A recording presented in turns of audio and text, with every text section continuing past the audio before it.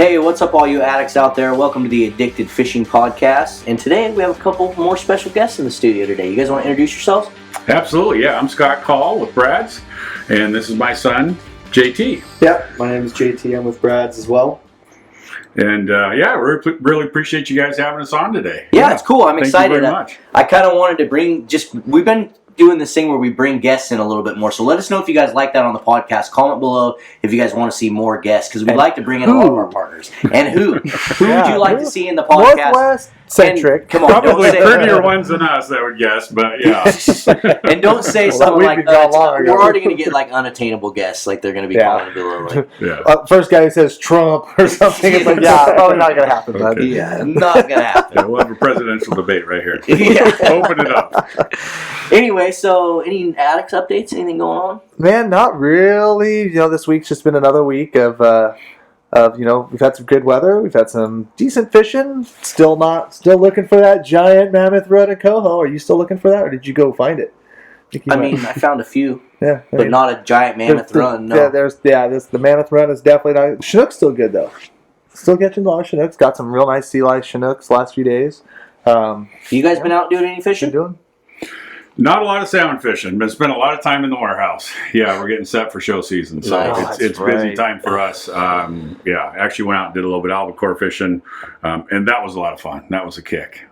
But not a lot of salmon fishing. JT's been doing a little bit of salmon fishing. Yeah, I've gotten down to the coast a couple of times, and then just kind of the couple of the rivers that I like to fish around here, and it's been kind of hit or miss. I haven't been able to get out. Water condition contingent, I'm sure. Yeah, before the big rain we got, I went down to the coast a couple of times and got into a few fish a time or two, but I haven't been really able to get back down there since the rain, which is what we were kind of talking about earlier. So I'm looking forward to having a day or two off where I can make it down there. It was kind of interesting, though. I've been hearing from guys like up in Washington, out on the coast, like Shelton area, and then further west, that they have had a really good run of coho. Yeah. And it's like the coho that everybody's talking about, they're here. They've hit. Yeah. So, okay, we're waiting for ours. Yeah, where if are yours ours? have hit, where are ours? Yeah. And I've talked to several different people, and they're like, they're probably just a week or two out. They're probably just one big rainstorm away. So what? We just had this big rainstorm. So where are they? Yeah. Coho. Yeah, if you're listening, we're ready. Yeah, exactly. They say a large run shows early, and we're past the point of a run showing early, and we're past the point of a run showing on time probably now, at least for some of the local rivers. But that's a fear. You're right though. But I will say, like, some of those guys up north, they did get their coho, but some of them were kind of honestly, like Bob was saying, a couple of them were couple rivers were a couple weeks late. When they really kind of started peaking. And, depending on if you're one of those guys that fish a river where you want low water to stop them in the lower part, or if you want high water to bring them in, you talk to different anglers, and some are, oh, yeah, they're here, it's great, oh, damn rain. And some anglers, oh, we got the rain, now we got them. So it's really a perception thing, but I was just happy to hear somebody with some positive news. Right. At the end of the day, like I said, a large run shows early, and a large run probably is going to show on time. Yeah.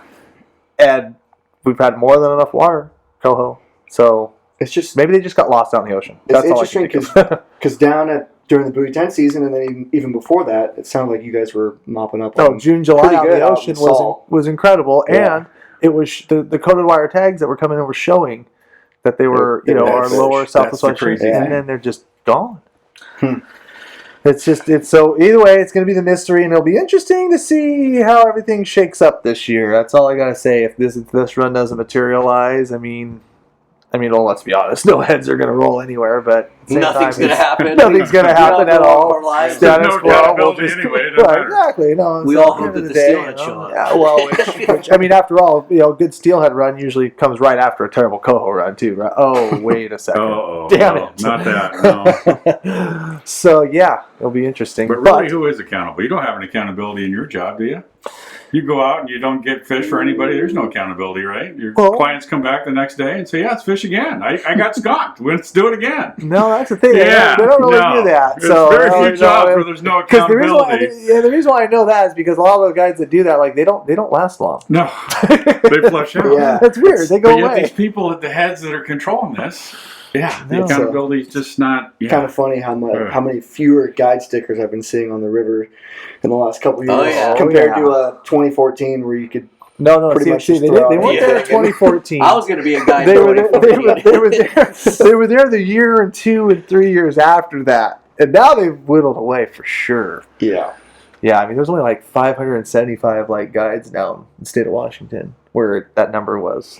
Yeah, so a couple years ago, I felt like I was the weird one for not having guide stickers out there.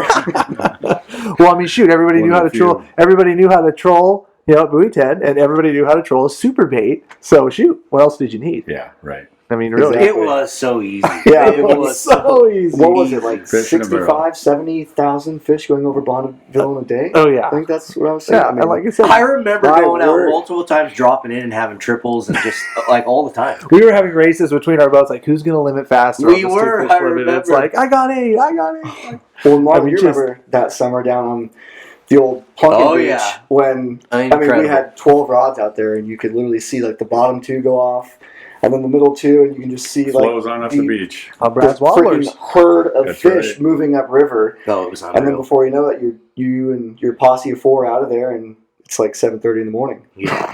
Do you think we're going to be able to fish for summer Chinook anytime again soon? You know, Like, I said next year should be pretty decent for it. So we might see some summer fishing. I mean, shoot, between the summer steelhead and the lack of summer Chinook, if you don't got an ocean going vessel, you've been kind of SOL, at least for big water fishing goes. So hopefully, but yeah, next year I think there was supposed to be like some returns from some That's some of hatcheries my that went favorite. online. Yeah. Summer Chinook fishing is so some much of my fun. favorite fishing. Good That's mine as weather, big wobbler bites. Yeah, that's awesome. Actually, a little KF-15 action. Hell Kid yes. 15 wobblers. I know you and I have done a lot of wobbler fishing off that Running lines beach. for the and beach, baby. So fun. Man, that's Running those lines like bites are 300 killer. yards out, tangling trollers, and not Just when you come understanding back. why- Oh, Oh, wait. wait. Get out of here. No, I mean, shoot. I mean, yeah, you're right. Things were easy, but let's talk about a little bit about that because I mean, shoot. You guys, how long have those Brad super baits been on the market? Because what year were they? Early 2000s. It's been Early a long 2000. time. Yeah. But they really took hold.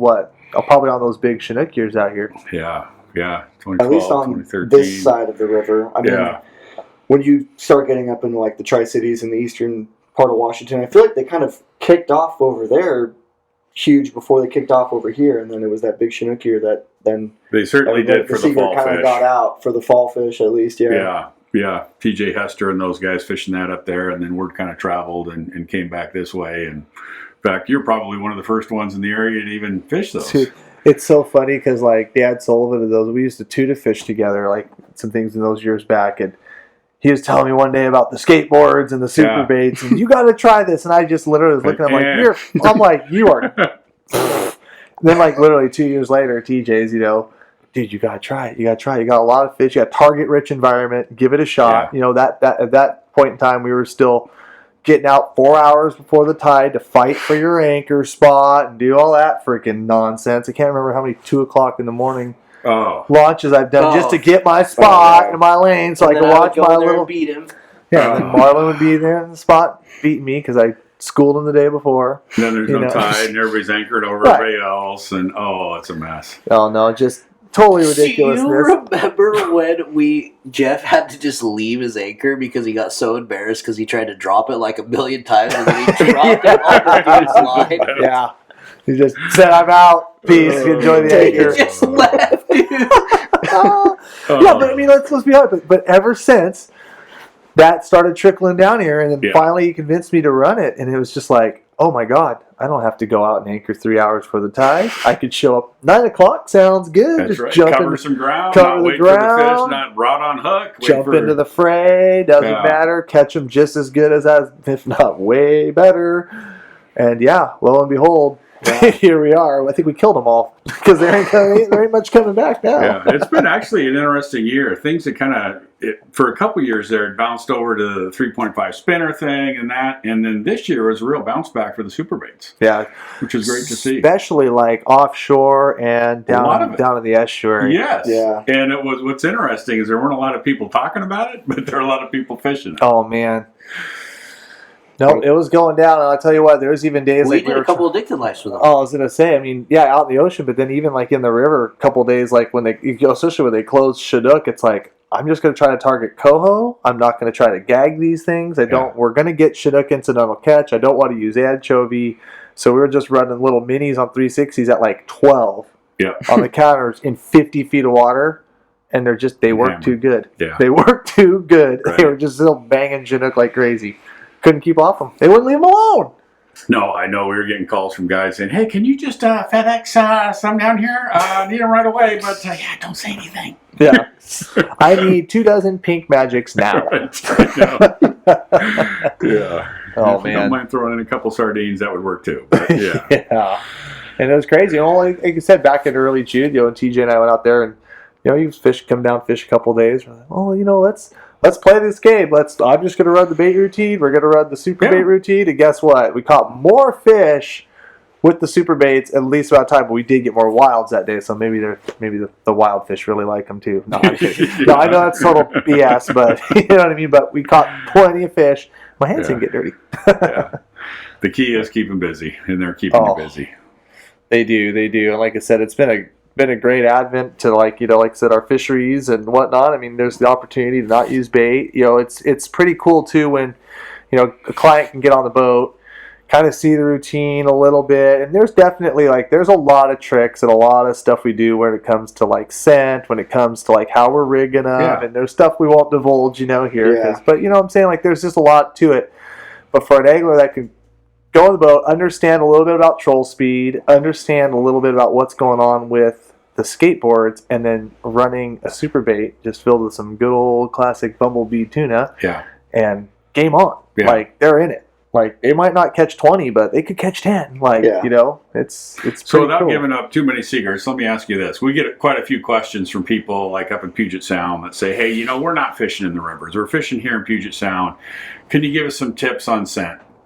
And, our base scent, I always start with, you start with the tuna and then you go from there because, chunks out nice, you get a nice trail.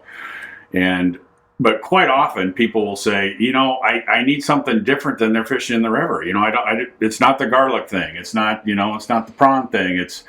So you fished quite a bit in the ocean, I know, and I don't want to give up too many secrets, but can you add a little bit about maybe what you're doing scent-wise there that different in the ocean than you would in the freshwater?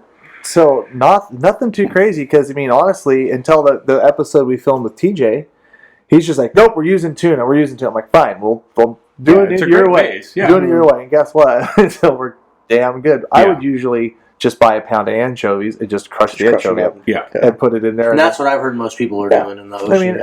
And then after their first 3 fish, the anchovy falls out of there and you don't put any more bait in there, you drop it down and you still catch them. But really not trying to get too fancy. At the end of the day, a salmon that's in the ocean is feeding. They're looking to fill up. Yeah, they're gorging themselves on anything that moves. So scent is definitely important. But when you get into that fine tuning your presentation out in the ocean versus in the river, it's a different ball game. So if you can do a little match in the hatch, something fishy. I don't think any salmon on the face of the earth has probably ever eaten a tuna. It's funny you should say that. But holy crap, they do like it. They love it everywhere. That's what I start with. I'm telling people, first of all, match the hatch. So get the size. If you're fishing, if there's candlefish in the area, whatever, looking for size. Matching the hatch to get the size right. Whether it's the mini, the regular, the kokanee cut plug, too. And kokanee cut plug catch plenty of salmon. I know they're called kokanee, but they catch plenty of salmon, and people just have a hard time getting that through their head. Yeah, but they do. And so matching the hatch. So 2 years ago, there was a lot of little candlefish and stuff out there. A lot of little minnows that were 3. And so KCPs out there, kokanee cut plugs, dominated. This year, though, we were catching a lot of our fish had big herring in them, big 6-7 inch. Some of these things, you catch a 4-pound silver and had a 9-inch damn herring in it. So we're just big. So TJ are talking let's just run just all originals, and originals just smoked them out there. Yeah. They were just on point. So there was a little bit of match in that hatch thing too. But the KCPs the year before, smoked them. Yeah. So I think even we saw that the couple days we fished down at Buoy 10 this year. Oh yeah. It didn't seem like last year or the year before as many fish were being caught on the larger originals as what we were seeing this year. More fish the last couple years were being caught on the smaller size ones, which it sounds like what you were saying. And then this year there was a lot more especially fish later caught in on the day. On the originals. Yeah, especially later in the day, in the morning, early morning before the sun's up, or I think they kind of are looking for that bigger profile, so the larger super baits are working better early in the morning, and then later in the day you start going over to a mini, maybe around 9-10, whenever the cloud cover starts burning off, and then when the bright sun's out and it's just beaming down sun, we're going down to the kokanee cut plugs and really having good luck, and then start working backwards from there, depending on how long we're out fishing. Yeah. And that worked really well for us. Yeah, me and Jerry used to do a lot of that same stuff, and we'd have them all pre-baited and ready to go, and we just literally be clipping them out. You just clip them on and go. Yeah.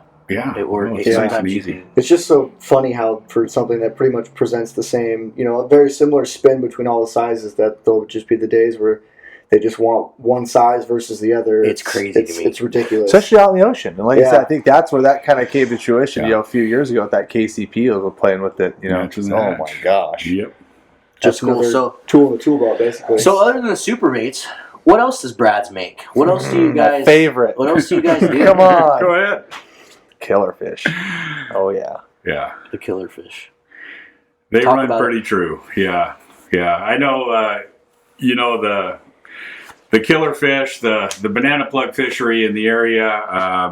In this area, not as many people do it in the lower river as they used to. It used to be a real big thing. But the guys that got it figured out are still the diehards. Up, absolutely cleaning up doing it. Absolutely cleaning up. East side of the state, people still do it a lot. And what's really where a lot of our sales have actually been has been down in the Sacramento area. Yeah, you see a lot of posts from those guys. I was actually seeing they had a huge run this year, and they like the way that killer fish runs true out of the package without having to tune it much. That's what's amazing about it. Yeah, and that's. Yeah, you want to get into the nitty gritty on that. For those of these guys out there listening too, like there's some similar styles of that plug out there, but a lot of these plugs, you can't just take one out of the pack. Or for years we've fought that battle anyways. Where you take one out of the package, you put a wrap on it, you put it in the water, and swim it off to the side, and for whatever reason, the fish just don't react to those ones as they do on a true swimmer or one that's hunting, which we can talk about that in a little bit. But at the end of the day, you at least need to get a plug that runs true. And like where I think, the Brad's Killerfish excels over many of the other brands have been out for, let's just be honest, been out for a while. And there's got to be something in the manufacturing process. And I've said this for years because you look at like a Brad's Killerfish and you take 10 of them, and I've got 10 of them before.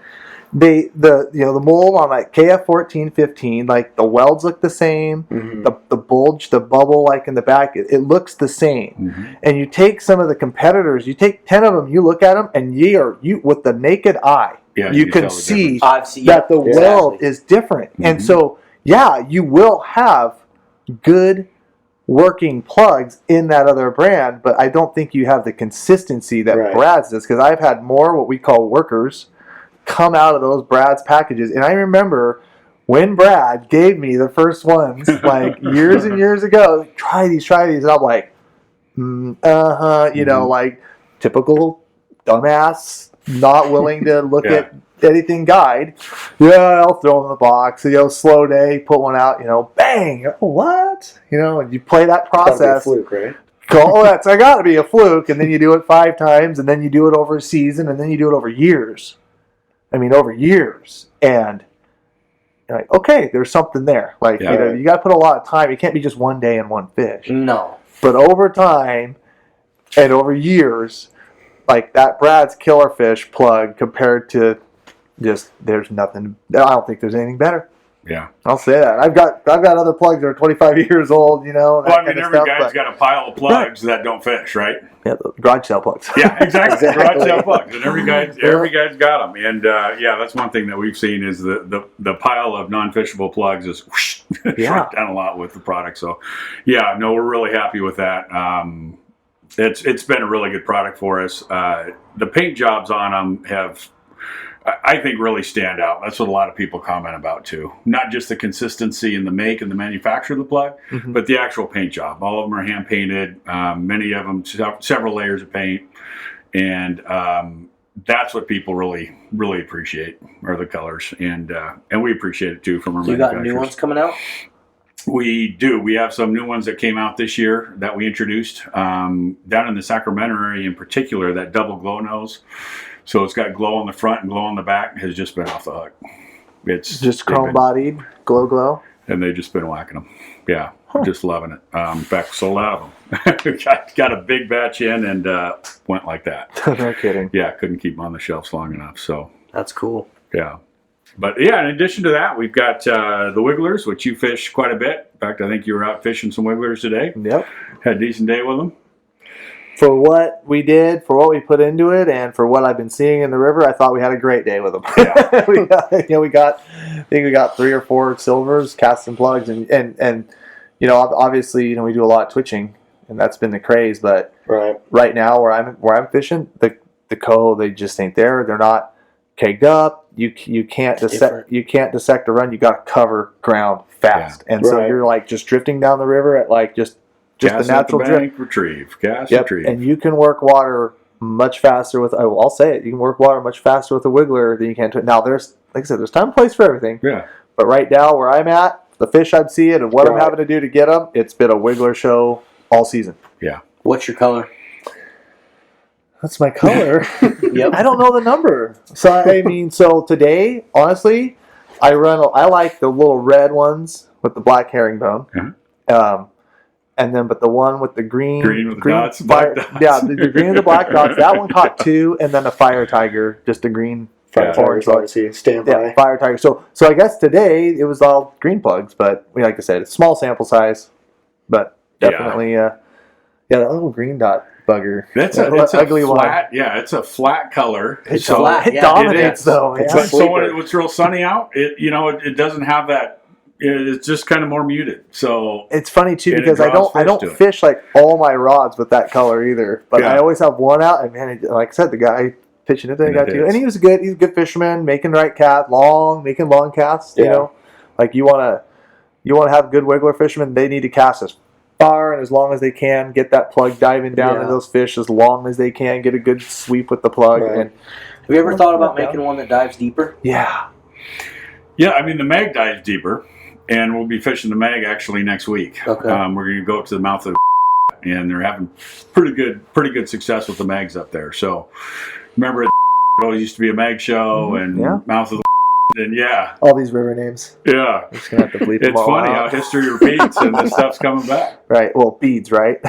Steelhead beads. There's a whole bunch of guys that invented beads like the last 10 years ago. No, but so what about a smaller plug that dives deeper? Actually, you get me a regular wiggler size into that 14 to 18 foot range, and that's the key. I'll buy every single one you ever make. Yeah. We are working on some smaller plugs right now. Can't really get too much into it, but not a deeper diving one. But some smaller, interesting plugs. Just teasing. So actually, smaller, interesting. That could be fun. Smaller river, some steelhead stuff. Could be fun. Heck yeah. Bring back the steelhead. I guess we have to have the main ingredient to catch them, right? Man. Yeah, and that would be the fish itself. Yeah. No kidding. But let's not go down that. Let's not go down that rabbit trail. Let's keep it new positive plugs. here. What about let's see here. What about the kokanee world? Like, let's talk some kokanee. I'm already thinking ahead of salmon season. Let's get into December, January. Cameron, the king of kokanee. They got pretty fat up at the old Kokanee Lake this year. Dude, and you know what? They were good size. And I'll say this too: the guys that are going up right now after the spawners have already gone out, they're catching monsters already. Like it's gonna be a really good year. That's cool. I don't know numbers wise, like some of the guys I know, but like they're catching some 12 inchers right now, and those are ones that are not going to go spawn. Yep. They're just as far as the starting benchmark for, we'll call them November, December kokanee. They're going to feed, get bigger and bigger and bigger. And might be a good year. That's cool. All we're going to do all spring now. So just kidding. But anything?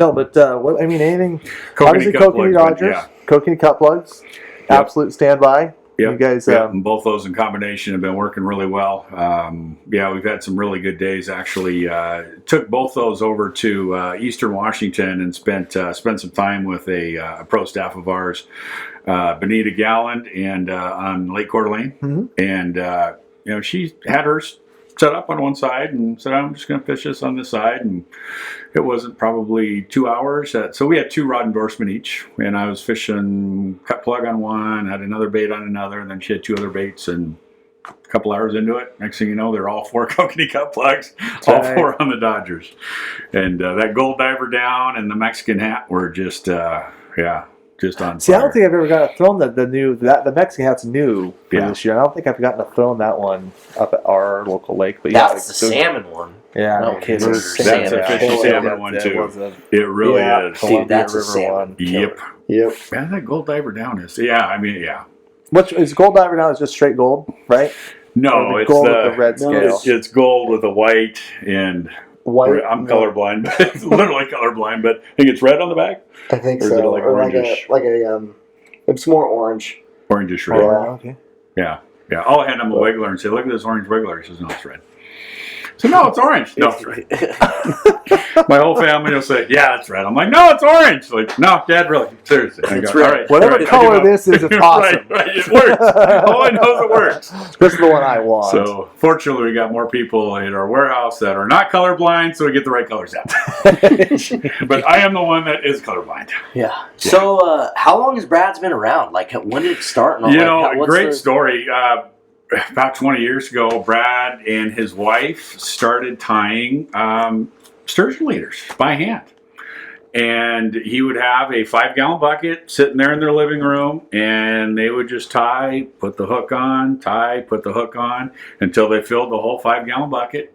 Then they'd take packaging and cardstock, put it on the cardstock, and then slide it in a sleeve. And that's how he made his living. Early on, that's how he got the start. And from there, he went over into catching lamprey eels up in Oregon City. And he was literally going in and just walking along the rocks. And I don't know if you've heard stories about how dangerous that is, but the fact that he lived through that is insane. And made a lot of money doing it. So people were catching, at the time, 30, 40 at a time, and he was catching 300 a day. So he was. That's where all the lamprey went then. That's right? where. Brad. Just kidding. But yeah, he was doing that, and that's really what kicked it off. But the interesting thing about it, as long as Brad's has been around, and as long as Brad's been tying leaders, to this day, I just saw him in the office yesterday. What's he doing? Putting together hooks and leaders. Yeah. Still doing it. Still does it. He just loves it. I mean, it's in his blood. He just absolutely Fishing's a loves lifestyle. It is. It's It a really lifestyle is. here. So you go to his house, you still see a 5-gallon bucket there right next to his chair, and he still does it. So, yeah, that's how it started, and it's evolved quite a bit and got into a lot of other lures and baits, and he's done a great job growing it, and we're just happy to be part of it. Well, I'm super excited to see what you guys come down the pipe. Like I said, those new color. As far as you see products come out, and then you see new color releases the next year and the next year. Whatever happened this year was I was looking at all the new ones. I'm like, oh my God, they nailed it. They've got some real salmon-centric freaking KCPs out there. Some of the killer fish and whatnot. There was just some spot on. I would like to say we're that smart, but really, we rely on people like you. We rely on our guide staff. We rely on our field staff. We rely on input, like people from the attics, and that sort of input is really critical, because as much time as we're spending in the warehouse and the factory, you're out on the water actually using this stuff. So, I mean, that input for us is critical. And we'd like to take credit for it, but we can't, because it's not us. It's others like yourselves. Well, then you guys did a great job of listening. Then. Well, you see, I got pretty big ears. Most of the time you see the new color renditions and stuff like that, and you're just like, huh? And I don't know. I thought, like I said, the KCPs, new ones of those, and new ones of some of the killer fish were just on point. Yeah, no, really appreciate that. But it's funny. No matter what colors you got, it always seems like you've got the wrong product, according to some people. Oh yeah, people always want other ones. Right. That is true. We're all fishermen. Why not this one? Well, you could make it. I'm stopping it. Right. Oh, exactly. Start down that road. Yeah. Oh, geez. So what's next? What's like the future of Brad's? I know you guys. What's these new like boat parts you guys are venturing into? Huh? Yeah. So Brad's Marine is the next size. So Max Prop Saver is now part of Brad's. So we have two products. One is called the Prop Saver. So it fits around. It's a round ring that fits around your trolling motor. And what that does is it helps protect your prop when you're fishing in around rocks and stumps and shallow water where the fish are. You can see my prop right now. Yeah, you need one. I'm laughing. I'm like, damn, I wish I probably should have done that a long time ago. Just had a guy from Alabama call us and say, I have gone through 4 stainless steel props at a cost of, I forget what he says, $900 a piece. And he says, if I had bought one of these back then, he says, I just can't imagine the money I've gone through. What was wrong with me? But anyways, Prop Saver, and then for the larger motors, the River Runner, which basically goes, it parallels your cavitation plate and it hooks onto your skag, and so it protects the front of your skag as well as your prop. Okay, so it sticks out in front. Yeah. Acts like a little shield. Yeah.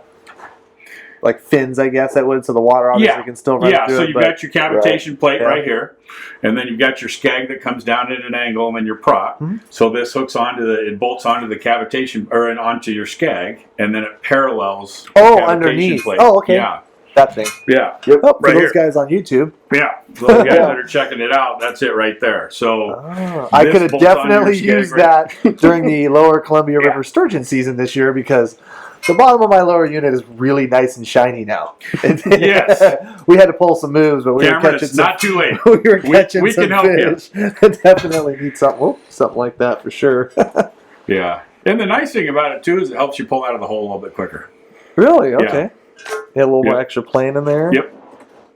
Sweet. So where can people, are these in stores? Like this stuff selling in stores? Those are in stores. We also sell them online. What's your website?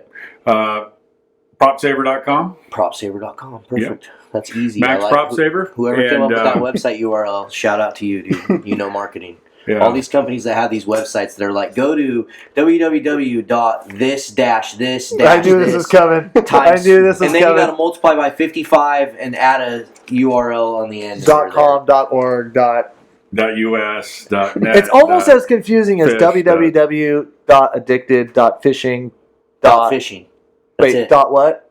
.fishing. Wait, that's not right. So how many people put .coms in there? No one. No, that's a lie. I did. First time. There you go.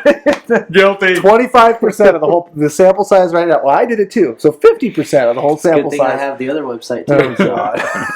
Got to buy them all, buddy. I guess. So yeah, those are the two newest products. So and we're looking to venture into some other products on the marine side as well. Diversification is key, especially with what's going on in the fisheries in our area. Everybody knows that. Steelhead stocks are where they are. Salmon stocks are up and down. Maybe good this year. Supposed to be good this year, and then maybe not good. And then closures, and it. Oh, then openers. We got a great opener last week too. Openers, yeah, that was killer. Yeah. So yeah. Well, so cool. diversification is key, and that's it's one of the areas we've diversified into, and we'll probably continue to grow that. So what's both your roles in Brad's? So I'm partner with Brad. My wife and I are partners with Brad and Joanne. And JT is the field staff, helps us out with some field staff testing, gets involved in marketing, social media. Cool. Yeah. Sweet. I like it. So now, it just popped in my head. When is the KF 13, 12, 11, 8 coming Going out? down. When are we sizing those suckers down? I'm going to put you on the spot right now. Yeah. Actually, we don't have any plans to right now, but if we get some good feedback from some of our guides, I'm asking. It's a possibility.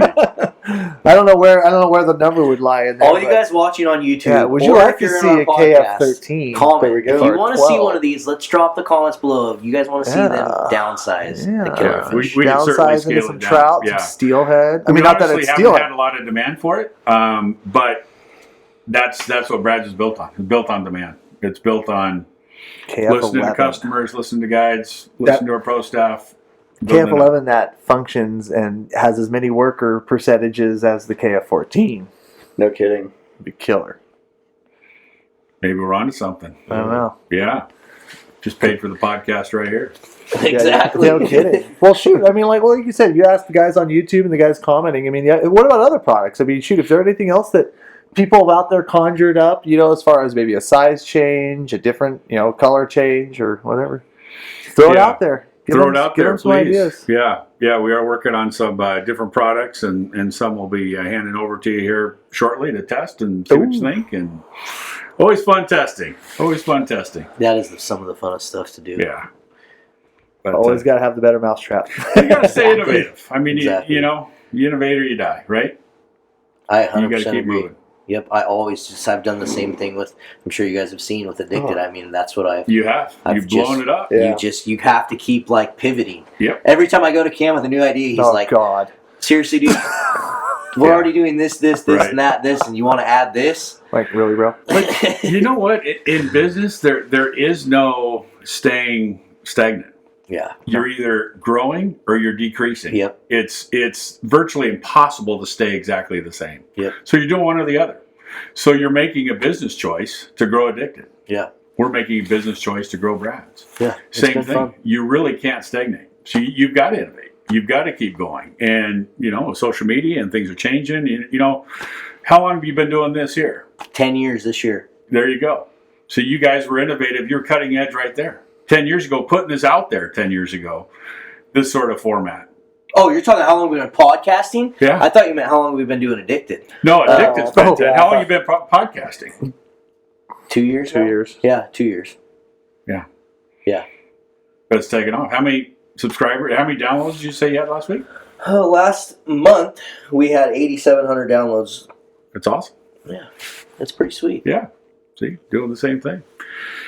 Innovate and grow it.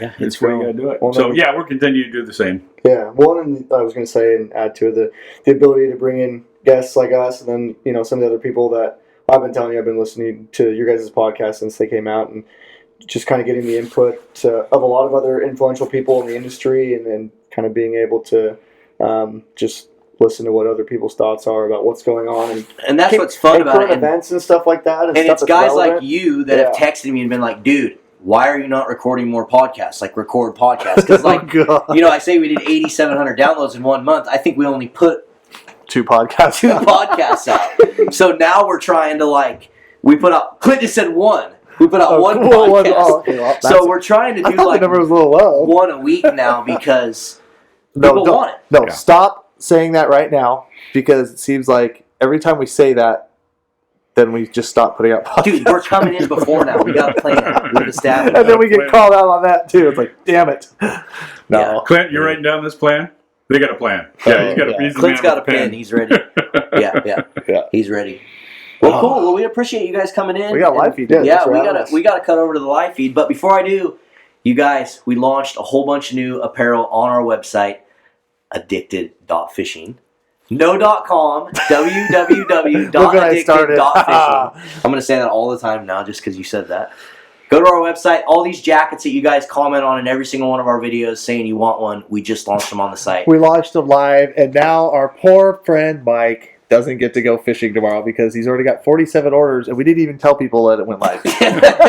So now guess what he's doing tomorrow? Guess what, Mike? There went your day. No, Guess no what? sturgeon And now there's opener more. for you, And bud. now there's more coming. Yes. So thank you for the Thank support. you We so appreciate much. it, addicts. And come check us out on YouTube if you have not. Tap that subscribe button. We'll see you on the river. Love you guys. Thanks for coming in.